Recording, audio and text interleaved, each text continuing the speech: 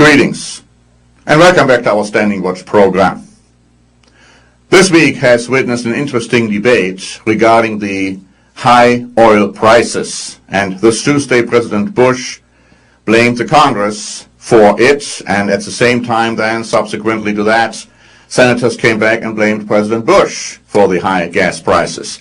And all kinds of ideas are being proposed as to what to do about them.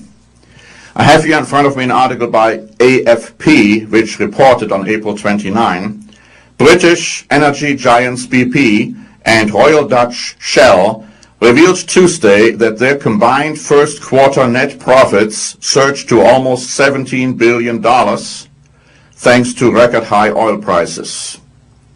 CNN also reported on April 27 that in January, ExxonMobil Corp, the nation's largest oil company, reported U.S. record profits for the year of $36.1 billion.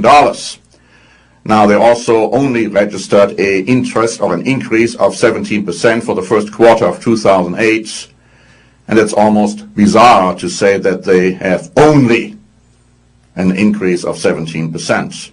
So what is the connection? Some people tell us there's nothing to do with anything. The fact that oil companies make this high profit doesn't mean that they have anything or any responsibility whatsoever for high gas prices. Well, not everybody agrees with that. I have an article here by CNN dated April 27, which says, amid rising gas and oil prices, a leading Republican, and this is actually Pennsylvania Senator Arlen Specter, who is the chairman of the Judiciary Committee, said on Sunday that the U.S. government should consider imposing a windfall tax on oil company profits. But again, President Bush, previously to that, had rejected that idea. Now, let me just say I'm not in politics. As an ordained minister of Jesus Christ and as a licensed attorney, I think I am too smart to be in politics. And here's one reason why I'm not. This was an article published by CNN on April 28 saying, if any of the proposals having to do with cutting gas and oil prices survive election year partisanship to pass, and let me just interject and saying that this is a big problem, partisanship, interest groups. Many reforms are not being carried out because there are too many interest groups who have certain interests in certain aspects of a certain issue. This article goes on to say, Democrats and Republicans said they would be unlikely to affect the price of gas in the short term. And this means, my friends, that gas prices will go higher and higher, and by the summer we'll probably have more than $4 or $4.50 or perhaps even $5 a gallon for regular gasoline. Now, isn't there anything anybody could do? I mean, here we are, the United States of America, the most prosperous and most powerful country in the world, and we cannot deal with our gas prices. 2 years ago, on May 2, 2006, the Associated Press reported the following. With gasoline prices at historic highs in the United States and some other Western countries, and let me remind you, this was 2 years ago when the price for gasoline was $3 a gallon.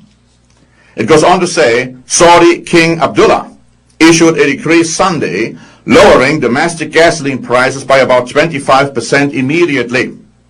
The drop in prices means Saudis now will be paying about 60 US cents a gallon. The price of super drops to about 76 US cents a gallon. The statement said the king issued the decree to ease the cost of living burden on Saudi citizens. And then it goes on to say that the big reduction in gasoline prices in the world's largest oil-producing nation was announced as prices in oil importing nations reached record levels and oil company profits soared to all-time highs. Now again, this was 2 years ago. Now the profits of oil companies has even topped that figure a lot. Again, something like that couldn't happen in the United States, the most prosperous and the most powerful country in the world. But you see, Jesus Christ warned us that something like that might happen, and people dismiss the words of Christ. They dismiss the Bible as not being relevant in this day and age. But Christ said that he would return. And Christ gave us signs which would indicate the soon coming return of Jesus Christ.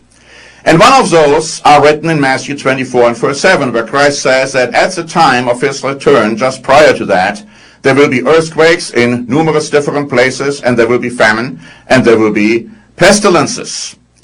Now, we have heard a lot about earthquakes recently. Just in this week, there was an earthquake in Canada. There was one in Mexico. There was one close to Palm Springs. There have been 200 or so earthquakes in Nevada, in Reno. And seismologists tell us that these earthquakes over there becoming bigger and bigger, and it looks like they have a prelude to a much bigger earthquake, and indicate that such a big earthquake will happen soon. Now, the Luther Bible translates the phrase in Matthew 24 and verse 7 when it says there will be famine. It translates that as expensive times, or teure Zeit in German. It includes famine, of course, but it also talks about the fact that people cannot buy things anymore with their money. Isn't that something which we are seeing more and more in this country? Let me read to you from the book of James. In the 5th chapter, beginning at verse 1, it reads, "Come now, you rich, weep and howl for your miseries that are coming upon you. Your riches are corrupted, and your garments are moth-eaten. Your gold and silver are corroded, and their corrosion will be a witness against you and will eat your flesh like fire. You have heaped up treasure in the last days." That is unfortunately the case in so many different businesses today, but nothing will help us when we are not able any longer to buy things with the money we have. Jesus Christ keeps warning us time and again not to treasure up our treasures here on earth, because thieves can come in and steal. Moths can come in and devour them.